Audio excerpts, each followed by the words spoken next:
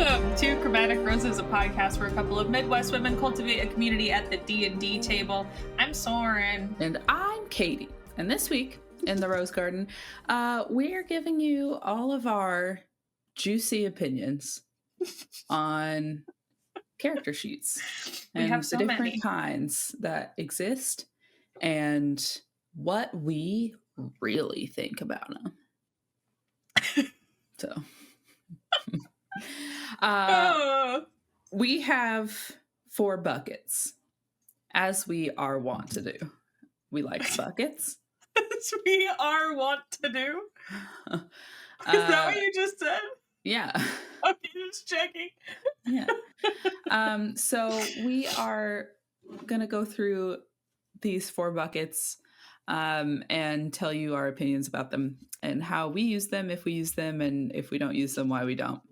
And chances are, I'm thinking about this right now off the cuff, coming at you. Love live. that. I love when you do that. There are probably like buckets of character sheets that we are missing and we're not talking about. And we want to know your opinions about them. So as we go through this list, if you're like, okay, but they didn't talk about this kind, then you should tell us about it. And tell us that. And tell us your hot take on it. I want to know what you think about it. Anywho, we're starting with the tried and true, the paper character sheet. So we should go first because we know okay. who has a higher opinion of the paper character sheet. Okay. So I feel like for many, the paper character sheet is where it starts. Yeah, I can agree with that. I think that's the starting point for a lot of people. I think the only reason that's not the case is if you're coming into a campaign, like I'm thinking about some of our party members, like didn't start with a paper character sheet because they were coming in with us already started. Like when I think of paper character sheet, I think of like the session 0 when everybody's sitting around and just like rolling fresh characters campaign, together. New notebook. Right. So I started with a paper character sheet on my first campaign. That's where it started. And I abandoned paper character sheets because I hate erasing marks. Like the stuff changes constantly. Your stats are changing throughout the entirety of the campaign. And so I was constantly erasing and rewriting and erasing and rewriting. And I realized there's like a like nostalgic, like that's how character sheets were. And if you're a traditionalist should be, but I have the technology not to see erasing marks. So I'm going to do that. So I'm going to choose that one. Yeah. And like also, we've talked about this and this will come up. The next one we're going to talk about is the technologically advanced one. And the thing that I will also say about that is when I'm writing on a paper character sheet, I have to write down short sword +5 to hit, 1d4 +3 damage. And if you're somebody like me who loves magic, imagine having to write down every one of those spells in a way that you can actually comprehend and recall them quickly. It's impossible. You can't. And if you do, it's probably through a lot of mental hardship. Right. And then you're like the inventory. You get a new item. You're like, okay, cool. I've got the Helm of Telepathy. Now I have to write down everything about the Helm of Telepathy so I remember what it does. Yeah. Watch me clutch my pearls. I will not. I refuse. Anyway, that's my hot take. That's Caitie's opinion on paper.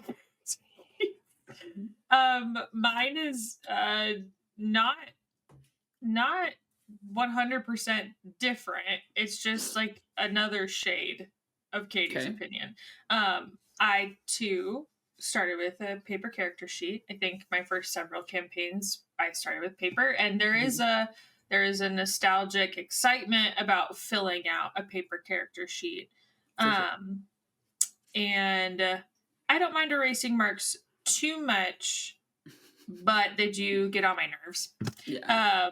Because I don't know, I personally get grumpy about graphite smearing everywhere because I'm left-handed. I'm sure Caitie can relate. And Yes. so I would get annoyed by like smudges all over my paper, so I started using like erasable pen. Which is also fine, but I find erasable pen is like tougher on paper than like pencil is. So yeah. Okay, so that is just like that's like a technical thing. It has nothing to do with like the meat of a paper character sheet. Mm-hmm. I like that with a character sheet, like a paper one, you have everything portable, no internet required, tangible thing that you can reference and look at, like a note card, like an index card. Yeah. So that's super helpful to me when it comes to paper character sheets. But all of the cons that Caitie kind of just described herself, I also agree with. I don't, if I'm using magic, which I am in my current campaign, even though it's a limited capacity, like I don't have nearly as many spells as like Caitie or TJ's character, but I still have some. Mm-hmm. And it is still enough that's like, I'm never going to remember all of these. Like, I'm not writing all of these down on this paper sheet. And so I actually moved to the next type of sheet we'll talk about, which is a digital character sheet. Or we specifically use D&D Beyond. But it's way easier to keep track of my spells and stuff that way. I am realizing there's a solution to my erasing marks that I just want to address before somebody comes for me in the comments. It is, I understand that it is possible to do the like page protector and then like dry erase markers or wet erase markers, like that kind of a thing. Mm-hmm. I do understand that. And that does solve that problem. I'll give you that. But it does not solve the problem of having a million things to track and having to try to write it all on one piece of paper. Yeah. So I think it's nice from a like starting perspective, kind of like we mentioned, because level 1 characters or low level characters don't have a ton of stuff to keep track of. Mm-hmm. So like if you are new to D&D or you're starting someone out in D&D and you want to give them the OG experience and have them fill out a paper character sheet, hell yeah. Mm-hmm. But I think if you are on a long-term campaign where you are going to be climbing close to level 20, that is going to become cumbersome after a while. And so at the moment, my paper character sheet is more of a like nostalgia token. Like it's in I take notes in a binder, just like on graph paper. Yeah. And so my character sheet sits at the front. It's not updated currently. Sure. I don't remember the last time I updated it, but now it's kind of like I made that. It really is. Yeah. And so for that reason, like, love it. Very sentimental about those kinds of things. I keep that kind of shit all the time. So in terms of sentimentality, I think paper character sheets are so cool because you can have like this tangible memory of when you started that campaign. So I do like it for that reason. For sure. That I think exhausts my opinions on on the regular old paper character sheet. And I have nothing to add to paper character sheets. So I think this is a great segue for my favorite, which is the digital character sheet, which I am pulling up mine right now. So as Soren mentioned, we tend to use D&D Beyond. Mm-hmm. I frankly have not used a different digital character sheet except for when we were messing around with Daggerheart and we used Demiplane for that. Yeah. But like I haven't used it in like reality. Like we didn't play with that. Yeah. We just like built a character on it. Mm-hmm. So I very much enjoy my digital character sheet. I like the fact that I can make it look a certain way. Like I like the customizability of it. Here, I'm just gonna show you my character sheet. Here it comes. There it is. Don't Sweet. you worry. Yay. So I got a cool setup, which is I found out how to make my Mac be on my big screen also. So this is Tisiphone. I think can I zoom? It doesn't matter. Whatever, you can see it. So here's what I like. I uploaded a cool little artwork of a tiefling that makes me think of Tisiphone. And I changed my little profile circle to be fire because she's a devil. That made me feel good. And then all of my stuff is literally right here that I can toggle between spells and inventory. I don't really use the features and traits as much, or notes. Like I don't take notes in here. But all the stuff that I could ever need to know about Tisiphone is right here. And from here, this is the real kicker. I can, if I'm like, okay, I want to cast a spell, and I've got quite a few options here. Let's pretend like I want to cast Confusion, but I don't remember what all this does. It tells me a little bit here, right? That it takes one action, it has a range of 90 feet.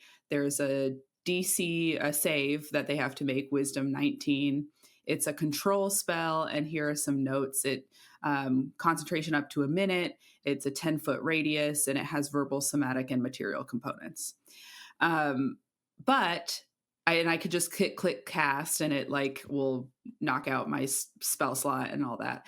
But I can also just click on it and read more about it right here in this screen. I don't have to go through a book. I don't have to try to go look it up real quick. It's right here. So for like Confusion, for instance, the character that's targeted has to roll 1d10 at the start of every turn, and then it tells me what behavior they take. And so I need to be able to reference this table at the beginning of the target's turn, so I can say like, oh, you rolled a 2, you don't move or take an action this round, like that kind of a thing. And then you're like, okay, but now I don't want to look at it anymore. You just click off of it and it's gone. Like, wow. My like advantage, I have advantage to maintain concentration on a spell when I take damage. I'm resistant to fire. Like all of that is easily accessible. Mm-hmm. I can also like roll on D&D Beyond, which is nice, but I don't often use that because I like rolling real dice. However, it can be nice. For instance, if I were to cast Meteor Swarm, you ever heard of this, Soren? Nope. It is it's my 9th level spell, my only 9th level spell. My range is a mile. It's a 40-foot radius. It's a Dex 19 saving throw. And the damage you can see here is 20d6 fire damage and 20d6 bludgeoning damage. Imagine, if you will, having to roll 20d6. So instead of doing that, what I can do is just click this button down here. And there it goes. Once the computer's done, there it is. It's 66 damage. So, and then I can just be like, okay, well, I don't need to roll that again. I already told the DM the damage, and I can make it. So that is my pitch for digital character sheets. Oh, now we're pitching. Thank you for coming to my TED Talk. Oh my goodness. So those are all great features. Thank you. I didn't make it, but thank you. Wow, you such a great job. Thank you. Thank you. So amazing. Thank you. So I don't have like a super ton to add to what Caitie has already said. I too really enjoy digital character sheets for the organization function. I will say, like, sometimes, regardless of how organized the digital character sheet is, I can feel overwhelmed by like all of the different things that I can click on, look at, reference. So there are times where it's just a little lottle for me, but it's far more organized and far more user friendly once you just take some time to practice with it. So I really like it for that reason. I recently had just like we all know this. If you're a friend of the podcast already, you probably know that Soren is far more interested and comfortable with the role-playing side of D&D. And so every once in a while, TJ will be like, hey, do you want to go over combat stuff? And it's like pulling teeth because I'm like, yes. But it's always helpful. And we will literally use my digital character sheet. He'll put out like opponents on our table, like our dining room table, and we'll just use minifigs to kind of like have a scenario. And that digital sheet is like what I'm practicing with. And it's really handy because I can get faster and faster at making decisions with it. Whereas on a paper character sheet, I started to add additional pages of paper because there's not that much room on it. It's limited. It's supposed to be compact and like easy to like transport, especially if you've listened to our history episode. Like that was the OG thing that you used was the paper sheet, but the digital sheet is just a really, really handy tool. So truly, that's all I got for it. I will say that I know TJ does this from time to time, and there was a moment at our last session when I was helping another player level up on their digital character sheet. Yep. I think it is much more cumbersome on a phone. Oh yeah, I agree. Shout out, Claire. Don't know how you do it. I don't like the phone stuff. I think it is harder. And maybe this is actually like diametrically opposed to what you don't like about it. To me, it reduces what I can see. In a way that is unhelpful. Sure. So like I prefer the computer screen where I can see the whole character sheet. It looks more like a character sheet on a computer screen. It does. And therefore it feels easier to navigate. No, I'm like, let me pull this thing up. What is it even? It's been a minute since I've used it on a phone. Really small is like my only thing. Like it's a little screen. Very small.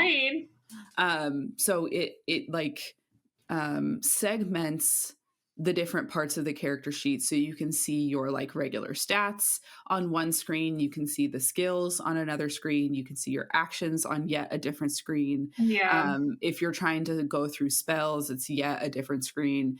It's just like, it is more portable, and that much I do understand. But if I'm going to be sitting at a table for 4 hours playing a game, might as well just bring my laptop. A lot of back and forth.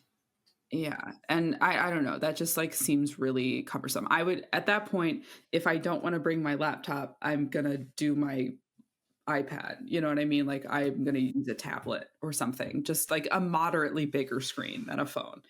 Yeah. Because I think the times when I would use my phone, because I'm just looking at everything you just talked about. I think the times I would use it are, let's see, actions. Truly, I might just use it when I'm trying to reference my spells, but I'm looking maybe at, like I'm maybe looking at my laptop for something completely unrelated to spells. And I just want this list quick so I can be like, where is that? While I'm still referencing something else. Yeah. But yeah. Oof.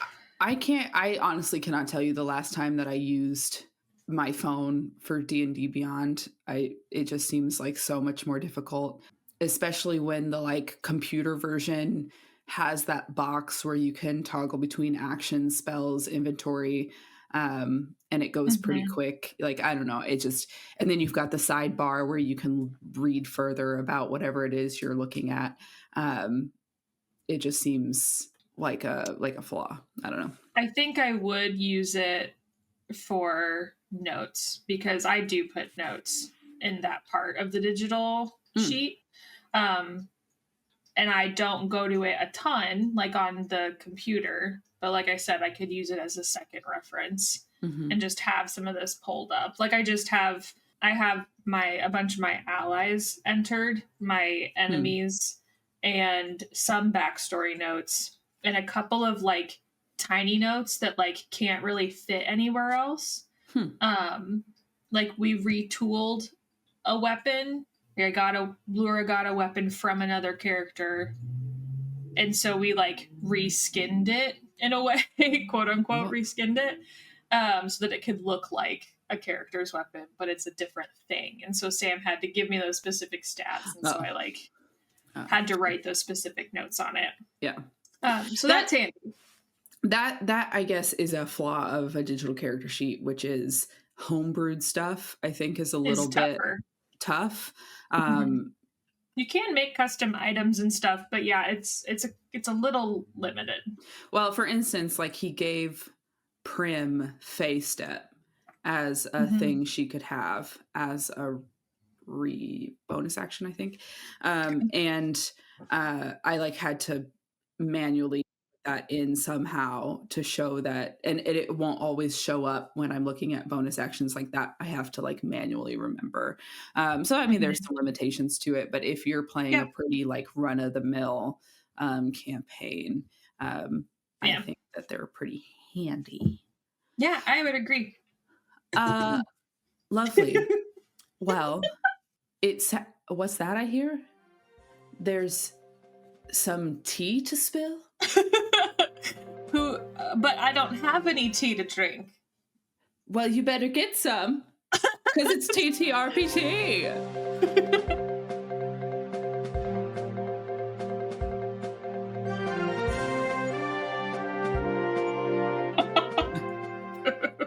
That was so good and bad. Anywho. I love that. Welcome. That's it, folks. We are transitioning to your new favorite segment. TPR, TTR, stroke. Anyway, TTRPT is the midway segment where we bring you news from the TTRPG space. So Soren and I, this time, did some homework and found some articles ahead of time.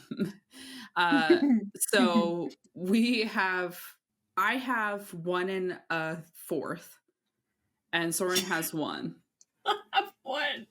So I'm going to put my little one at the beginning because it's really little. Okay. Sounds good. So mine is coming from startplaying.games. Cool. They put together these little, like, it seems like weekly wrap-ups as far as like news goes. So it's like 1, 2, 3 headlines, but it's like a paragraph each. And I'm only going to bring one of them to you today because it's funny. This is from their January 16th article, which was literally last week. And the headline is, Larian celebrates Baldur's Gate 3 modding in a big way. So the last update of Baldur's Gate 3 was allowing mods, right? And if you are unaware of what a mod is, it's just allowing users to alter / update the game in ways that they modify create. The game. They are modifying it, modding. You get it. And so they reached a milestone of 100 million mods downloaded for its game, which is a pretty big deal. And you can these mods are like changing what characters wear. And I'm sure there's more intense ones, like changing I don't know. I know mods as it comes to like Minecraft more than I know about mods when it comes to Baldur's Gate. So in Minecraft, mods are like reskinning the game, like making different texture packs and stuff like that. Sure. Yeah, mod. Go ahead. I have a feeling that we're not changing the texture packs of Baldur's Gate 3, but it's like adding different hair and everyone's a snail. Okay, that's one. Those are examples of mods. Okay. I was like, are we actually making everyone snails? You could. Some mods in Stardew Valley that I've had are recoloring. Love Stardew Valley, but sometimes when I'm playing it, the vibrancy of the colors can be like a lot on my eyes. So there are mods out there where you can like tone down the colors or can have you make like everyone straws in Stardew Valley. Probably. I don't know. I think Travis McElroy did that on a I would believe that. Yeah. But there are things like my favorite mod in the world. Oh my god, I don't think we'll ever have an episode where we talk about Stardew Valley, but maybe we'll do a stream so I can just yap about it. My favorite mod in Stardew Valley is called Chests Everywhere.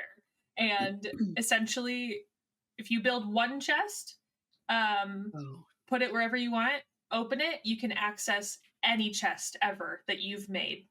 It like gives you a drop down and like shows you like the locations of all those chests, and then you can get the items out of it. And you can't do that with the base game, which is fine. But like what I love about Concerned Ape, the developer, is he's like, yeah, go for it. Have fun. Yeah. So there are two kinds of mods. Well, this is a really long conversation for something that's so stupid. It is pretty stupid. There's like aesthetic mods where you're changing clothes and colors and stuff. But then there's also mods where it's like quality of life, the game better a little bit. So maybe you're like reducing hitboxes or like something like that. It just anyway it literally does not matter because the Larian celebrated by releasing a mod of their own.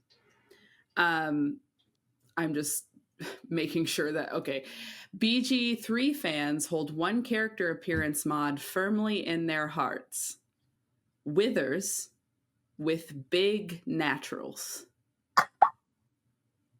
which is exactly what it sounds like, and it gives the undead mage, and I quote, a pronounced bosom.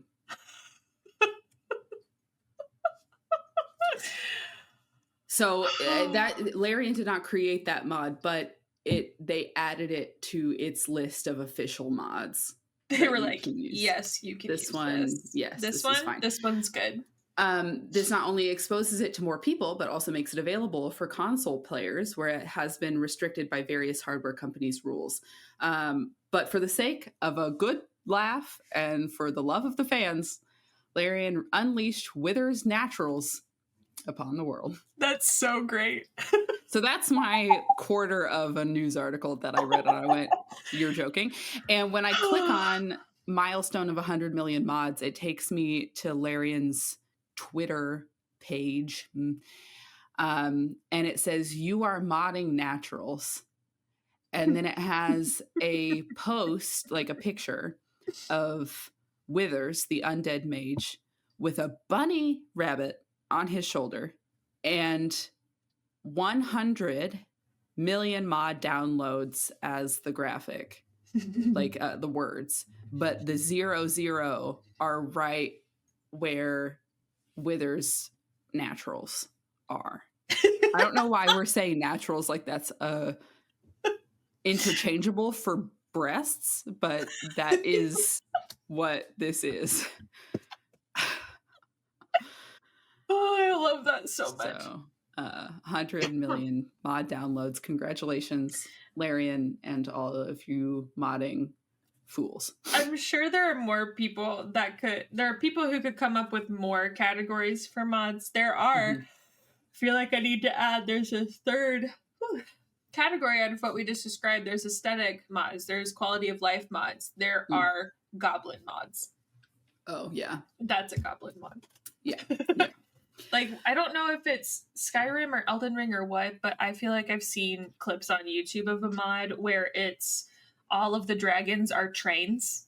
So when they fly through the sky, it's a giant locomotive, just like through the sky. I just that sounds like like some McElroy like tomfoolery. that, and then watching Travis make everyone straws in Stardew Valley, like it's just silly. It's silly, just goofy goblin. stuff. It's so good. Anyway, yeah. So now you tell me about yours. Now I get to try to top that. I You can't guess. top it because that one's wild, but mine goes downhill from here also. So, I mean, not really. Mine's also cool. Whatever. You tell me yours. Anyway, so mine's not like an article or a news update. Mine is like another TTRPG that I think would be fun to play. Oh. And it is, I think it's considered a board game, but it is a board game called Root. ROOT. And have you heard about this game or no? No, but I have a question. Okay. And it's a judgment on my own personage. You said root. Why did my brain go, oh, RUTE? What does that mean? And then you spelled ROOT, and I went, huh? Yeah, why would it be RUTE? Anyway, continue. RUTE is the new standardization for the word root. I was like, loot? Flute? Root? Anyway.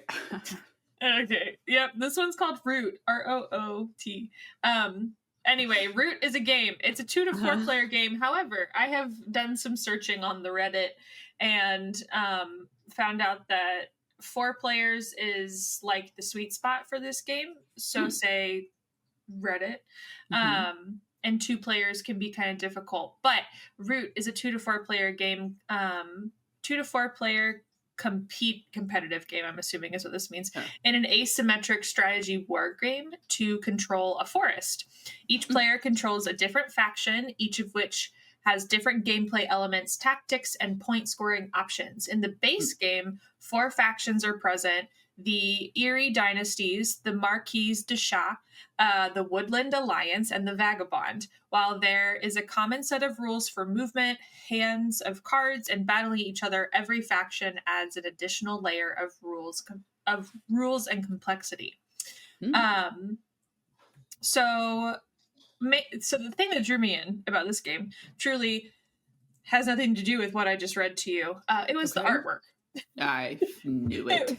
It's the artwork. So I've seen this game before. Yeah, it looks super cute, and I will do us all a favor for those friends who are on YouTube and share my screen really quick to show you what it looks like. Have you seen, I'm not going to remember the name now. There's a video game that has a similar art style, but I'm not going to remember it. So, is it Everdell? No. Good question. Overview.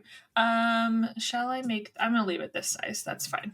You can see it right here. Root is a game of woodland might and right. Stalk the woods as one of the vagabonds. Seize initiative as the eerie birds of prey.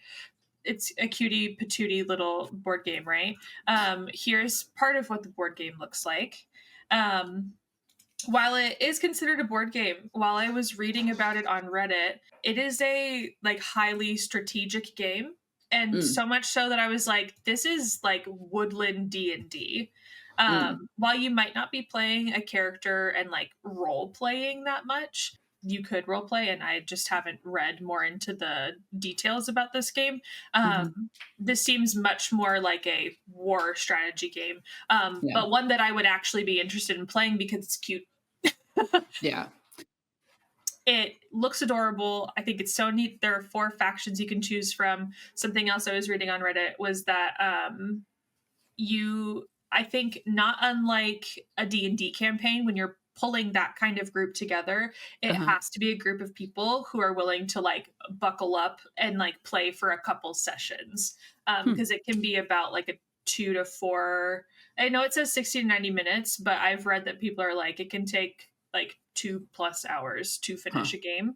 Sure. So people who are willing to play, who are willing to strap in and enjoy the strategy, those people will be good for this kind of game. So that's rude. I found out what the video game is. It's Night in the Woods. Okay. We look that has up. a similar Night vibe. as in the person or the evening? Like the evening. Ooh. Oh. Fantasy violence drug reference. Yeah. I haven't Oh, played all the that's way so through, cute. but it's the eyes that made me think of it. Yeah, absolutely. That's so adorable. Yeah. Oh my goodness. Okay. But that is the Good, game. because I Roots. have my share now. Okay. That I liked it. Yes, we should play it. My next one, my real one, is that Dimension 20 sold out Madison Square Garden.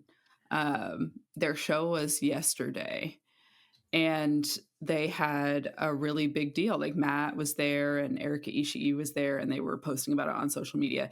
They had their like dome in the middle, and it was like a full 360 like Madison Square Garden concert. I almost said concert, live show. Yeah. And so Polygon had this article about live tabletop role-playing game performances. And basically, so they said it was nearly 20,000 fans at Madison Square Garden for D20's live show. We're going to Critical Role Live in April, which is pretty exciting. Sure are. So we get to experience what that's all like. But basically this article goes back and says like, this is coming from a long tradition of live performances of D&D and tabletop role-playing games that is kind of not as popular to talk about, I guess. So they talked about a little bit, Dungeons and Daddies, and then Not Another D&D podcast. They've had tours going on for a long time. Glass Cannon toured since 2018. But this prehistory actually goes back to college campuses, where there was this Hampshire College's Death Fest, which was like a battle royale style event, described as Dungeons and Dragons' weird cousin. And so, like, from what I can understand without just reading this verbatim to everyone, is that this is like you would come in and like kill box style fight other characters, and then once you died, you became a part of the audience, kind of a thing. Sure. Yeah. It's like playing playing like dodgeball, but when you're out, you get to watch. Yeah. So they reference this college's Death Fest. Alan Goodall recalled in a message to Polygon a Call of Cthulhu game at the first set of Necronomicon in Danvers, Massachusetts in 1993. Tracy and Laura Hickman's Killer Breakfast was a long-running Gen Con tradition that ran from the late 1990s to the early 2020s, sending hundreds of players to their doom in the span of just 2 hours. So yeah, Critical Role's early live shows from 2016 to 2020 were primarily main campaign episodes performed in conjunction with various conventions. And they had to like figure out how to live stream it like at the same time. Yeah. So there were some issues with that, but after the pandemic, they were able to kind of up their live streaming capabilities. D20 only had a limited chances to perform live before the start of the COVID-19 pandemic, with core cast of intrepid heroes playing at Chicago's C2E2 convention in 2018 and Brooklyn Bell's House and RTX in 2019.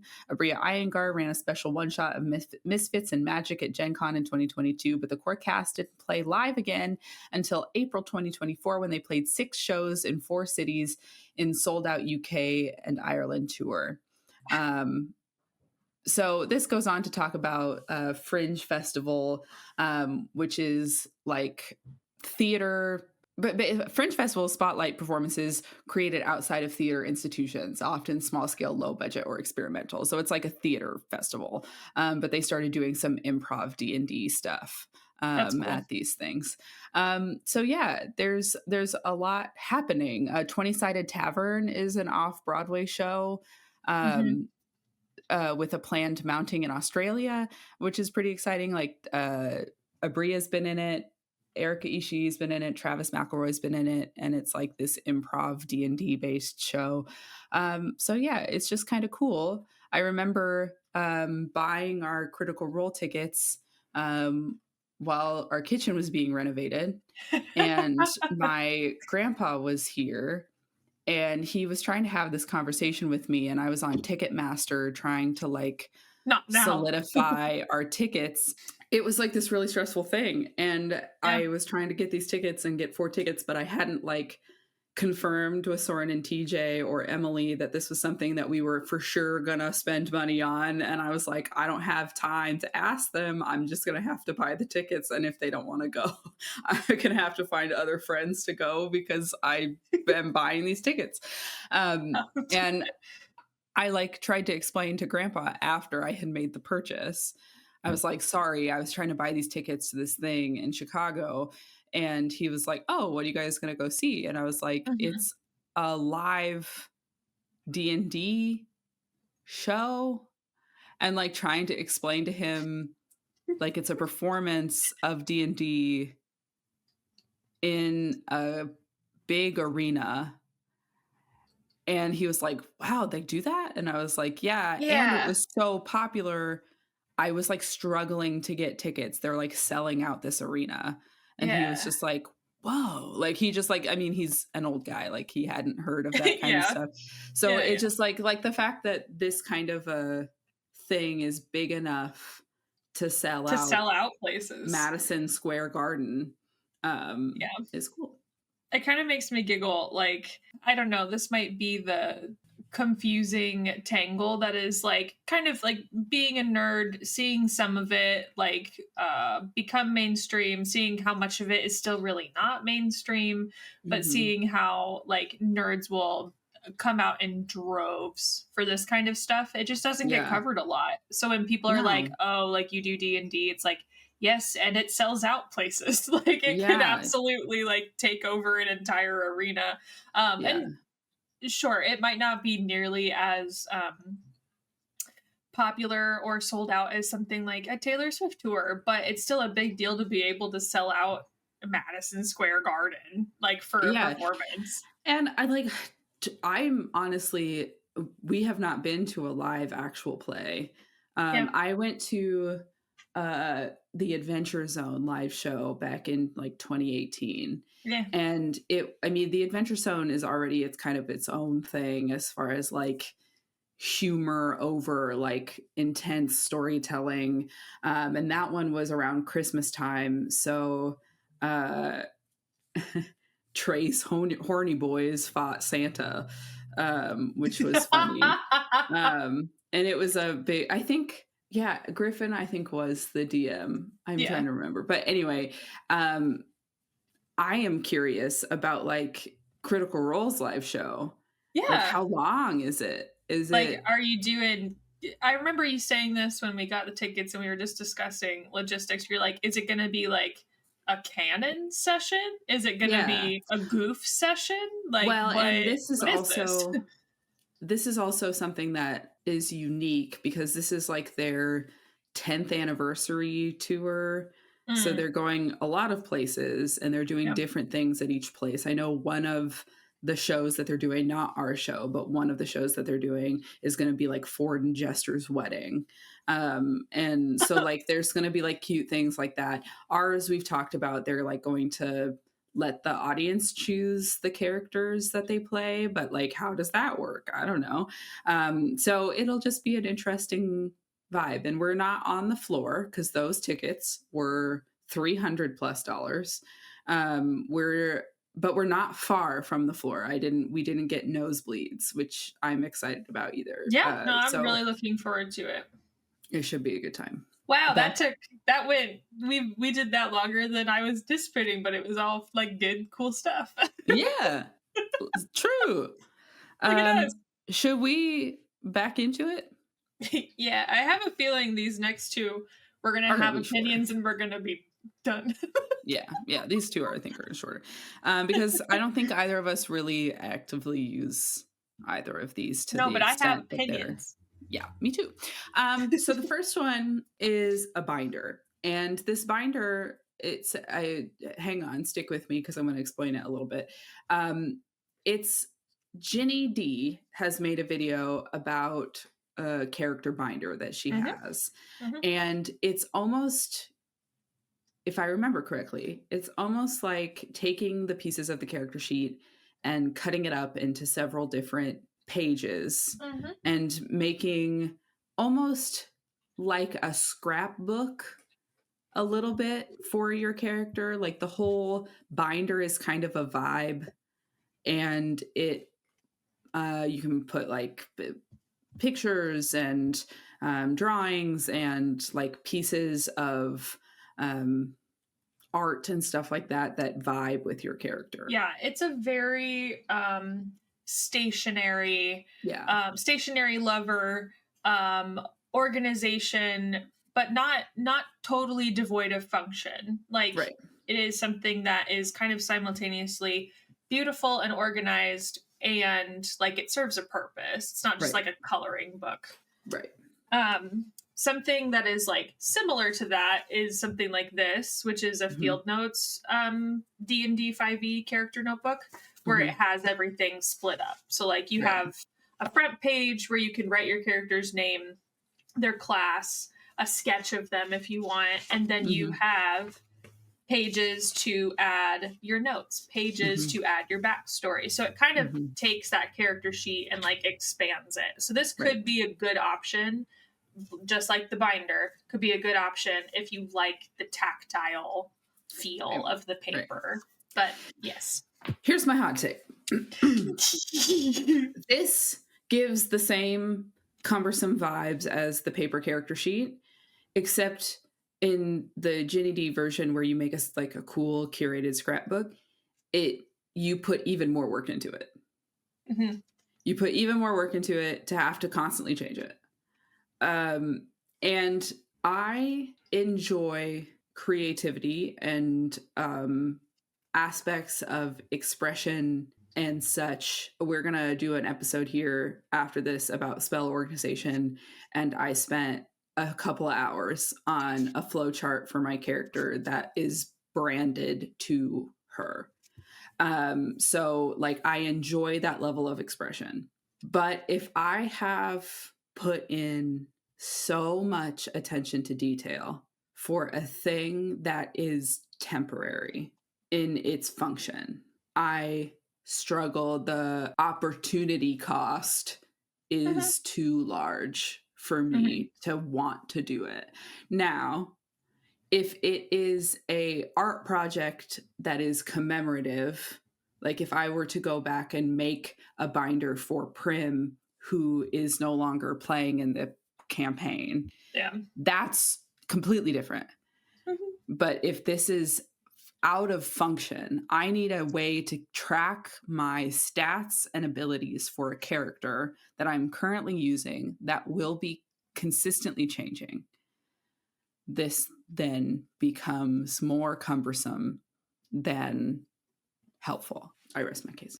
Yeah, and I think as I'm like flipping through what I did fill for a character with this notebook, there's some modifications that I would make to it to make it just a little bit better. But I think it truly just depends on the season for me and on the character that I'm working on or playing.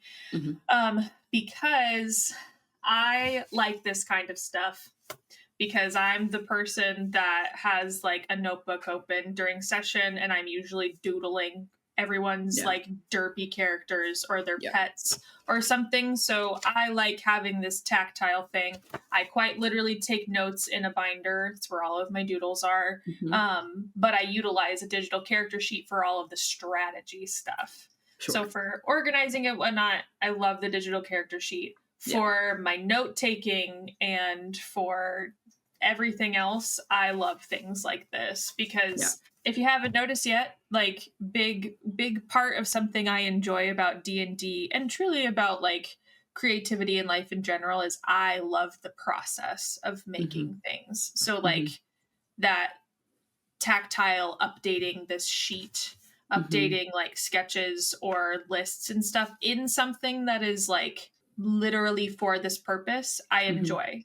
But I don't enjoy it when it's one sheet of paper that I need to contain everything in. I like it when it's able to be separated out. So I kind of have like a Frankenstein system and kind of just pull the parts of these systems that I like best. And you are welcome to do that as well, friend of the garden.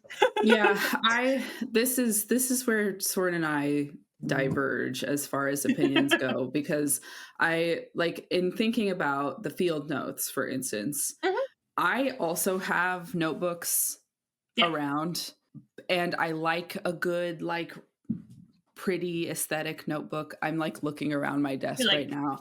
I've got this notebook. It has stuff in it. I've used it for things. But like, if I have to have a certain amount of structure. And if I have too many wayward notebooks, I'm going to lose stuff in a way that makes me anxious. So all of my notes for our campaign live in one section of Notion. And I have my computer with me at every session. And all of the things I need for that are now in my notebook, my laptop, right? Like I've got my Notion notes, I've got my D&D Beyond character sheet, and I toggle between those two screens throughout the entirety of the session. Right. If I were to take notes on a piece of paper, like in a notebook, my thought process is I'm going to have to remember to bring this notebook to every session. And I'm already trying to remember my dice and like our switch so that we can play Jackbox afterwards, and snacks. Like that's just like one too many things to have to bring. So that's where the diverge happens, from a process, like enjoying the process and the tactile function and the enjoyment of creating. And then mine is like the anxiety of lack of consistency and the utility, like of having, absolutely. And I think that is why I narrowed down my process over the years, because for a while I would just write notes, and whatever I had on hand, I would forget to bring certain things. So I had notes spread across multiple notebooks. And so I pared down into the binder that I have now. So all of my notes, no matter what I've taken for this campaign, all like our most current campaign, they all live in my binder. They only live in this one section.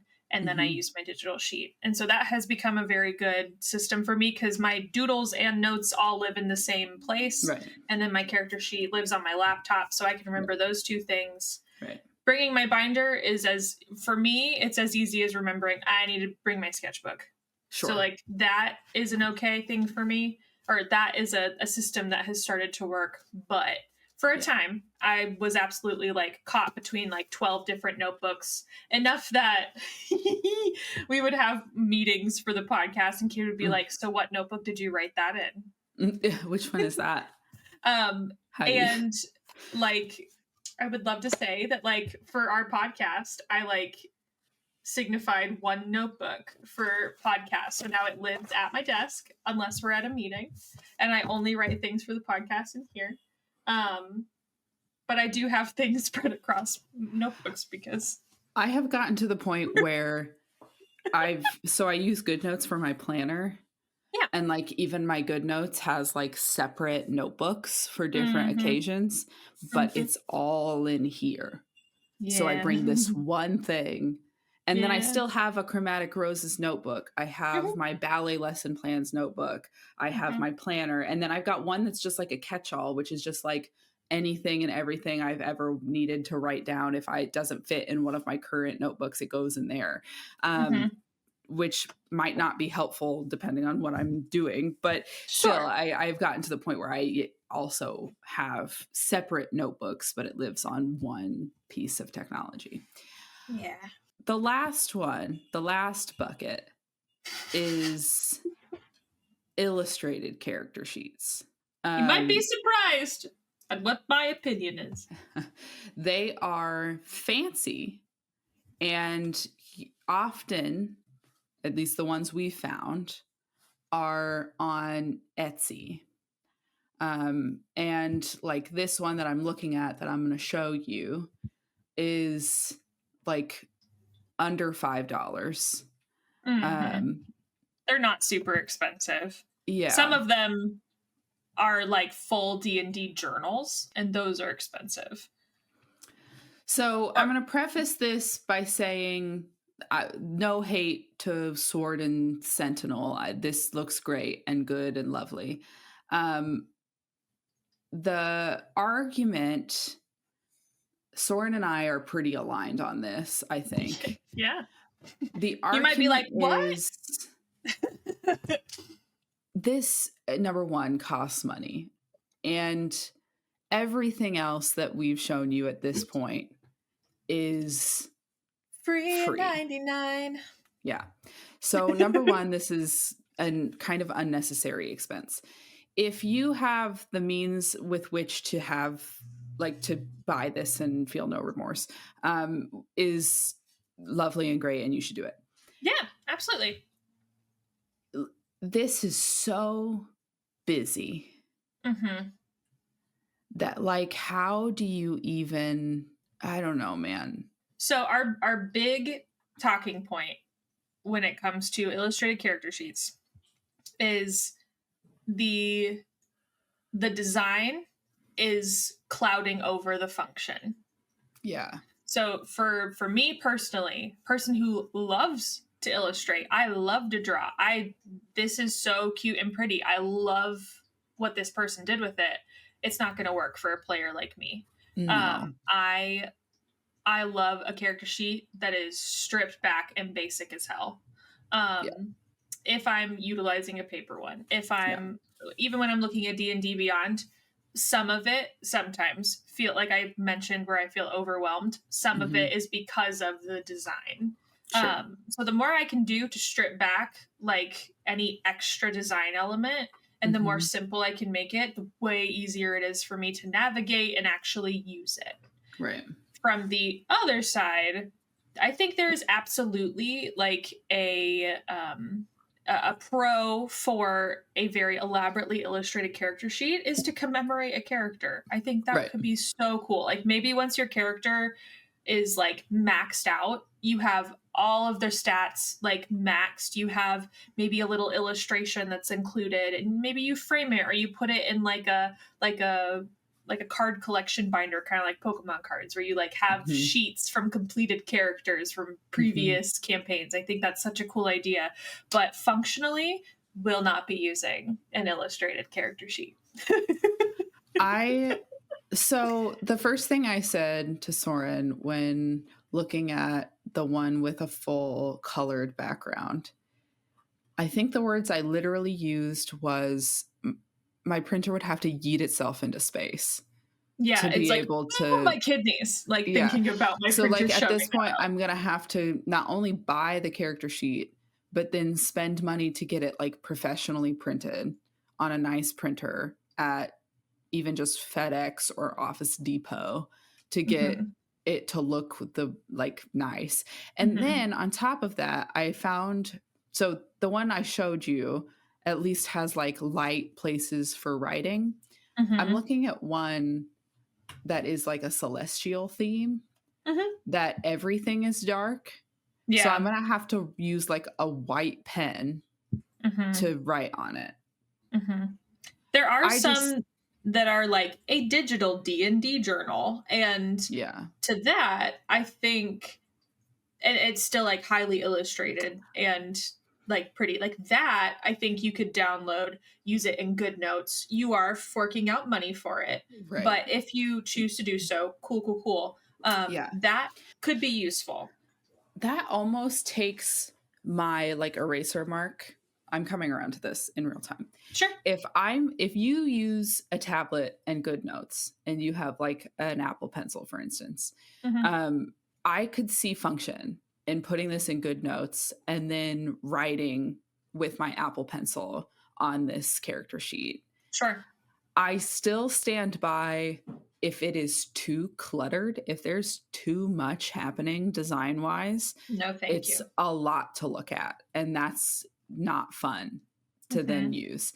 But if you find one that isn't too cluttered for your own personage, I'm sharing my screen a lot today. But I found one that seems a little bit more tolerable. So I hope it's the one. Okay. So like this one is just like a little less busy as far as like icons. This one's still a little too much for me, but sure. But it's beautiful. Like the color palette, mwah. Yeah. Love the icons, love the style. It's a little bit more tolerable for me than the one with like all the potion bottles and the swords and the just like everything. So I will alter my opinion to say if you are a good notes girly and want to use that instead of a paper character sheet or like it as your paper character sheet, I could get behind that. Yeah. I still would prefer the like easy to reference D&D Beyond over having to write stuff out every time I gain an ability. So I still stand behind that. I don't stand behind printing these illustrated character sheets for any reason but commemoration. Yeah. But if you're gonna good notes it, I could support you in that endeavor. I'm just looking at like some of the other options. Yeah, geez. Gosh, I hope that's not the ones that say printable and they're just like a black gradient, like the night sky. I'm like, ow. It hurts. But that's just because that's mine. Your mic saved everyone from whatever that was. I dropped my volume considerably and I like whispered it. Okay. I was like, your mic was like, no, ma'am. No, I said no, ma'am. Okay. Yeah, I think there is a theme in the world right now, which is monetize downloads. Yes. It's the like Instagram influencer girly that's like, if you're not making selling this every worksheet product, you're missing out on $1 million a month. And that's what this a little bit feels like, is like, I'm gonna make a fancy character sheet and monetize it and make money off of it. I think some of it is genuine, like I enjoy D&D and am an artist, and so I'm gonna make a cool looking character sheet for people. But I would just like, there are other ways to do this that you don't have to spend money, and it will have more legitimate function for you, and you should do that instead of buy it. Yeah. But I mean, like, I think Soren's got a good point. If you have maxed out a character and it like this character was your baby and you love this character, like, make it fancy and take your time with it and really like commemorate everything they ended the game with. I think that's cool and lit. But if you are trying to use this for a functionality, I think there are better ways to do it than this. I agree. What I'm noticing when like we were looking at some of these digital, not printable, but like digital D&D journals is there's potential for myself in that statement you made about having everything in one place. Yeah. And I think I would love that. But all of the digital ones I see so far are still so incredibly busy. Yeah. So I mean, it's the same vibe as like I use a digital planner. It's the same vibe. I don't need you to have a budget and a workout plan and a habit tracker and a like all of these things. I just need a month. I need a month thing and like a week thing. Just literally I just need a week. Just like show my days of the week. Right. And so it's like trying to make these digital It's trying to make these digital products be so robust to make them overly like cute. really, really valuable. And it's just like, you're doing too much. You're doing too much. I don't need that much. And I think a lot of people are being sold that they need that much when it comes to these digital products. Like, you need this and you need that and try this. And like the one I got last year had, within the month, there were 5 versions of the month. So January had 5 month views, and it was out of the intent of like managing several calendars. So instead of putting one calendar where you have like color coded, this is my Pinewood thing, this is my dance thing, this is my Chromatic Roses thing, you could have separate calendars for each of those things. I think even more relatably, it's like a calendar for mom and a calendar for daughter and a calendar for son and a calendar for other daughter. Like it's like separating people's calendars for one person to manage, but I never used it. And so I paid for that functionality for no reason. Yeah. I want one. Right. And then we can color code everybody. Right. Agreed. 1,000,000%. Okay. So those were our hot takes on hot takes on character sheets.